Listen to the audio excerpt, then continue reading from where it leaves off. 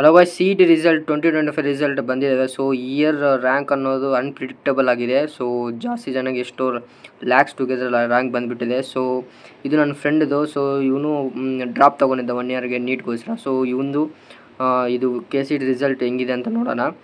So ಇಲ್ಲಿ ನೀವು ನೋಡ್ಬೋದು. ಸೊ ನಮ್ಮ ಫ್ರೆಂಡ್ದು ಬಿ ಫಾರ್ಮಾದಲ್ಲಿ 5000 ಬಂದಿದೆ. ಆ್ಯಂಡ್ ಇಂಜಿನಿಯರಿಂಗಲ್ಲಿ 20,000 ರ್ಯಾಂಕ್ ಬಂದಿದೆ. ಆ್ಯಂಡ್ ನರ್ಸಿಂಗಲ್ಲಿ 3000, ಡಿ ಫಾರ್ಮಲ್ಲಿ 5000 ಬಂದಿದೆ. ಆ್ಯಂಡ್ ಅಗ್ರಿಕಲ್ಚರ್ BSCಯಲ್ಲಿ 9000 ಬಂದಿದೆ.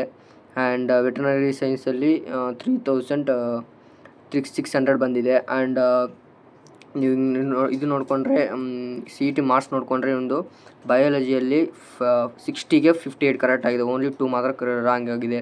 ಕೆಮಿಸ್ಟ್ರಿಯಲ್ಲಿ 46 ಬಂದಿದೆ. ಆ್ಯಂಡ್ ಫಿಸಿಕ್ಸಲ್ಲಿ 42 ಬಂದಿದೆ. ಓನ್ಲಿ ಮ್ಯಾಥ್ಸಲ್ಲಿ ಮಾತ್ರ ಸ್ವಲ್ಪ ಕಡಿಮೆ ಬಂದುಬಿಟ್ಟಿದೆ.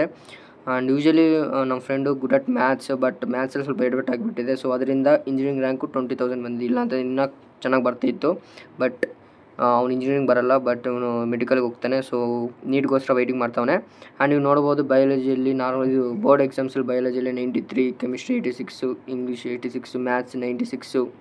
ಆ್ಯಂಡ್ ನೋಡಿ ನೀವು ಮ್ಯಾಥ್ಸ್ 96 ಬಂದೈತೆ, ಬಟ್ ಇಲ್ಲಿ ಮಾತ್ರ ಮ್ಯಾಥ್ಸು 17 ಬಂದೈತೆ. ಸೊ ಅದು ಎಡವಟ್ ಆಗಿದೆ ಅಷ್ಟೇ ಅವನಿಗೆ.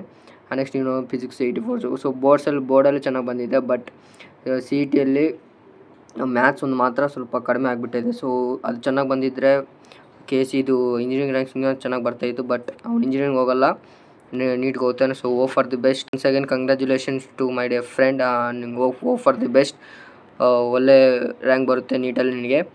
ಸೊ ಗೈಸ್, ನಿಮ್ದು ರ್ಯಾಂಕ್ ಎಷ್ಟು ಬಂದಿದೋ ಕಾಮೆಂಟ್ ಬಾಕ್ಸಲ್ಲಿ ಕಾಮೆಂಟ್ ಮಾಡಿ. ಆ್ಯಂಡ್ ನಮ್ಮ ಚಾನಲ್ಗೆ ಸಬ್ಸ್ಕ್ರೈಬ್ ಮಾಡಿ. ಆ್ಯಂಡ್ ವಿಡಿಯೋಗೆ ಲೈಕ್ ಮಾಡಿ.